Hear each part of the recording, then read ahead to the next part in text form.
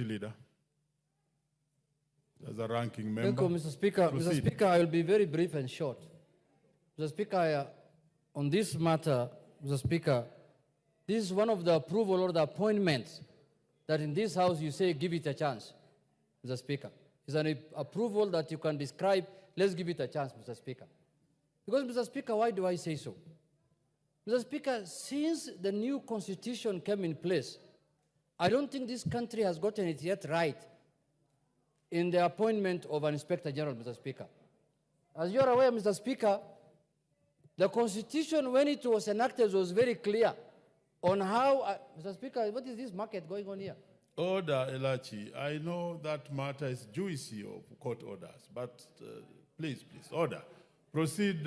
Thank you, Mr. Speaker. Mr. Speaker, when the new Constitution came into place, the criteria of getting a new IG was very clear, Mr. Speaker. And the office of the Inspector General was made a constitutional office, Mr. Speaker. But what happened?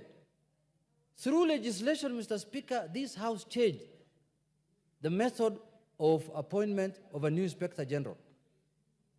What was emphasized in the Constitution was that the National Police Service Commission, which is also an independent commission, was supposed to advertise in the dailies, in the media, for people to apply who wants to become the Inspector General of Kenya.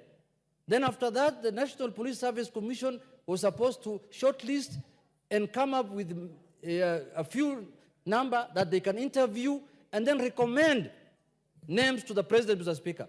We sat in this House in one afternoon and we changed. And we went back to the old way of doing things, where the President now nominates someone, then it's taken to the commission, then like this, like that, then the same person comes to this House to be approved, Mr. Speaker. That is not what the new Constitution was thinking about. Then we went down even to the deputy DIGs, who are not even vetted by anybody, who are appointed directly by the President, Mr. Speaker. Mr. Speaker, one of the biggest problems this country is facing is security.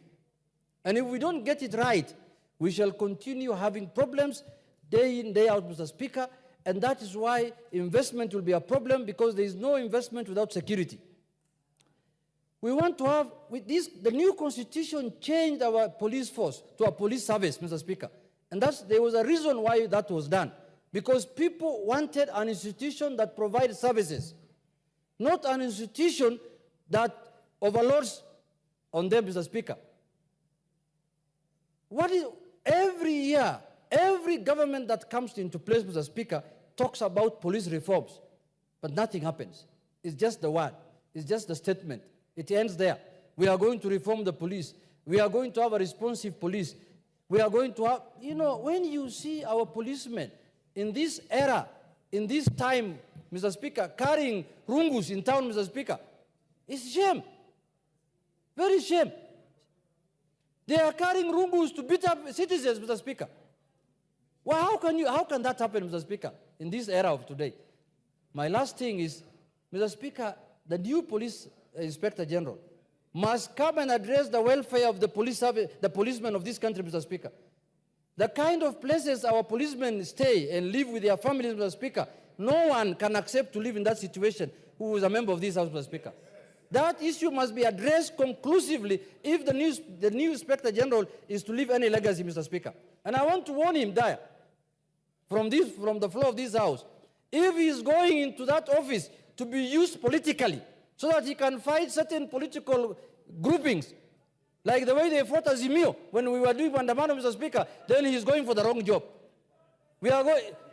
Even though now they are calling it broad-based, we want everybody who is not in broad-based, or who is in broad-based, or who is in broad-nusu, you should make sure that the citizens' rights are upheld, Mr. Speaker. And they are the law enforcers. It is the police that enforces the law, Mr. Speaker. They must enforce the law impartially. If they are going to side, if the Inspector General will be used to do certain sectarian orders, Mr. Speaker, we are going to take action against him in this House. Mr. Speaker, I want to conclude now by saying that Mr. KANJA has been a career policeman. He has served 35 years in the police service, 39 years, I am told. I hope and pray that he will do things differently. I hope and pray that we are going to have a police service that is responsive. And for that reason, I am saying we do this approval based on what is called, let's give it a chance. I'm not saying that I am fully satisfied, but let's give him a chance. We see how he performs. Thank you very much, Mr. Speaker.